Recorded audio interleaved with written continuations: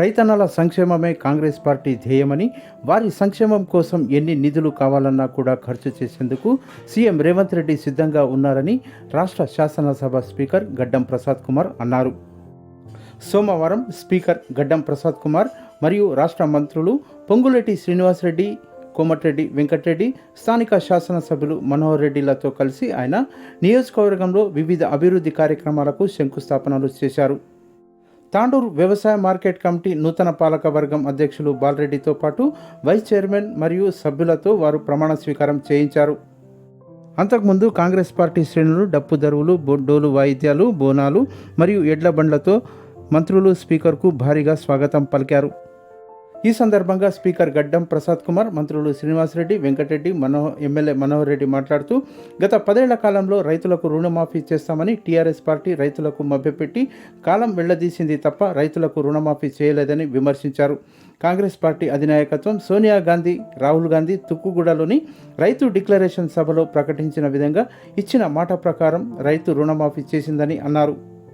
కాంగ్రెస్ ప్రభుత్వం ఏర్పాటయ్యి కేవలం 7 మాసాలే అయ్యిందని, ఇక రానున్న రోజుల్లో సంక్షేమం, అభివృద్ధి ఏంటో చేసి చూపిస్తామని వారు తెలిపారు.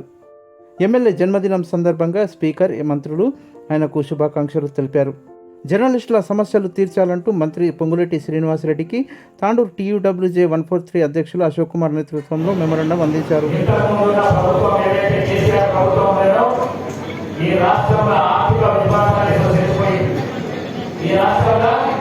ఆర్థిక విధానాన్ని సృష్టించిపోయి భూ విధానం సృష్టించేది, ఎక్కడ విధానం సృష్టించేది, ఇసుక విధానం సృష్టించేది.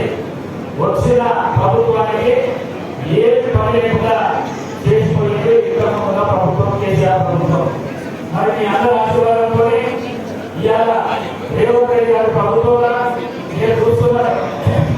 మంత్రులు ఏ మంత్రికి ఏ గవర్నమెంట్ అడిగితే కూడా ముఖ్యమంత్రికి అడగాల్సిన అవసరం లేదు. ఆ మంత్రులే వాళ్ళే సాక్ష్యం చేసి చేస్తున్నారు కాంగ్రెస్ పార్టీలో. ఆ విధంగా ప్రజాస్వామ్య భద్రత ఈ కాంగ్రెస్ పార్టీలో నడుస్తున్నది అందరూ తెలుసు. మరి రేవంత్ రెడ్డి గారు ఈ రోజు ఈ ప్రభుత్వంలో ఎన్ని అప్పులు పెట్టుకొని కూడా ఎలక్షన్ లో ఇచ్చిన 6 గ్యారెంటీలు కానీ, మేనిఫెస్టోలో ఉన్న కార్యక్రమాలు కానీ, మొన్న ఈ మధ్యని అందరికీ తెలుసు 2 లక్షల రూపాయలు ఆగస్టు 15 చేస్తా రైతులకు రుణమాఫీ అన్నారు. 1,20,000 ఇంకా 50,000 ఉన్నది. అది కూడా అమెరికా ఓడిలో రాగానే 50,000 కూడా రైతుల రుణమాఫీ చేస్తారు. మరి 2 లక్షల రూపాయల రుణమాఫీ చేసిన దేశంలో ఏ ముఖ్యమంత్రి లేడు, మన రాష్ట్ర ముఖ్యమంత్రి రేవంత్ రెడ్డి తప్ప. మరి రేవంత్ రెడ్డి గారి పట్టుకోవాలని పెద్దలందరూ వినాయకులందరూ వారికి మద్దతు ఇస్తూ ఈ ప్రభుత్వాన్ని ముందుకు తీసుకోబోయే పని వారు చేస్తున్నారు. కాబట్టి ప్రభుత్వం మెల్లమెల్లగా అన్న చెప్పినట్టు 7 లక్షల కోట్ల అప్పటికే మామూలు కాగలి 7 ఇట్లా దోషి కలవడమే 7,000 కోట్ల రూపాయలు నెట్టి కడుతున్నారట. 7,000 కోట్ల రూపాయలు నెట్టి కడుతున్నారు. ఒక దిక్కు బిజినెస్లు, ఒక దిక్కు సంక్షేమ కార్యక్రమాలు, ఒక దిక్కు మన మేనిఫెస్టోలో ఇచ్చిన కార్యక్రమాలు, వీటన్నిటిని పూర్తి చేసుకుంటా ఎన్నో ఆశలతో ఉన్నారు. తెలంగాణ ప్రజలు ఎన్నో ఆశలు పెట్టుకుంటున్నారు కాంగ్రెస్ ప్రభుత్వం మీద, రేవంత్ రెడ్డి గారి మీద, రేవంత్ రెడ్డి గవర్నమెంట్ మీద.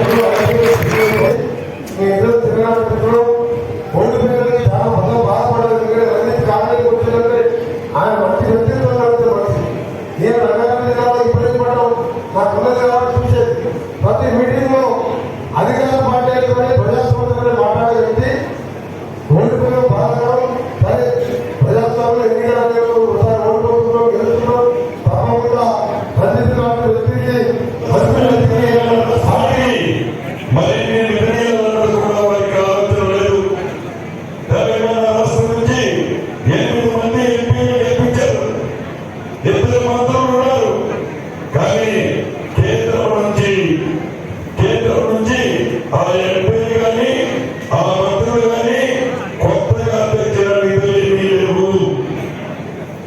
ఈ ప్రభుత్వం గౌరవ ముఖ్యమంత్రి రేవంత్ రెడ్డి గారి నాయకత్వంలోని ఈ ప్రభుత్వం నిత్యము ప్రజల కోసం, రైతన్నల కోసం, నిరుద్యోగ తమ్ముళ్ళ కోసం, మహిళల కోసం తాపత్రయపడే ప్రభుత్వం. భవిష్యత్తులో కూడా మీ అండదండలు ఎలానే ఉండాలని, మీ ఆశీస్సులు ఉండాలని, ఇందిరమ్మ రాజ్యంలో తప్పకుండా మీరు కన్న కళలన్నీ నెరవేర్చే బాధ్యత ఈ ప్రభుత్వాన్ని మనస్ఫూర్తిగా మీ అందరికీ తెలుపుతూ మరొకసారి మనోహరునికి పుట్టినరోజు శుభాకాంక్షలతో పాటుగా మీ గొప్పగా ఏర్పడుతున్న వ్యవసాయ కమిటీ ఈ రోజు తాండ్ర నుంచి వికారాబాద్ రోడ్ ఏదైతే తాండ్రలో ఎక్కి పోయినా ఎలక్షన్ లో ఎవరి దగ్గర పోయినా మేము హైదరాబాద్ లో ఉన్న పిల్లలు ఇవ్వాలని మాకు ఇబ్బంది ఉంది, రోడ్స్ బాగలేదు, ఆ రోడ్స్ ఒక్కటి చేయాలని చెప్పి ప్రతి గ్రామంలో ప్రతి ఇంటిలో ఏ సమస్య రావాలని చెప్పడం జరిగింది. నేను అదే చెప్పిన ప్రసాదానికి నాకు రోడ్డు చేసుకోవాలని చెప్పి అసెంబ్లీకి గెలిపించి అలా కోమరెడ్డి నగర్ అందరూ మండలం దగ్గర నుంచి నేను ఆర్మీ మినిస్టర్ గౌరవ ముఖ్యమంత్రి గారు చెప్పి 3 రోజుల క్రితం నిన్ననే జీవో కూడా తెప్పించి ఈ రోజు వికారాబాద్ నుంచి తాండ్రకు ఏదైతే రోడ్డు తీసుకొచ్చామో ఇప్పుడే మా అధికారులు ఇక్కడ మోహన్ గారు ఇక్కడే ఉన్నారు, మా మేడం అర్చన సెక్రటరీ గారు కూడా ఇక్కడే ఉన్నారు, కలెక్టర్ గారు కూడా వేదిక పెట్టారు. అది ఎప్పుడు నిన్ననే వాళ్ళ జీవో కూడా రావడం జరిగింది. వాళ్ళు కూడా రాత్రి పౌరులు కష్టపడి ఈ రోజు మనం ప్రొడ్యూషన్ చేసుకున్నటువంటి ఏదైతే వికారాబాద్ తాండ్ర 100 కోట్ల రోడ్ అవుతుందో ఈ రోజు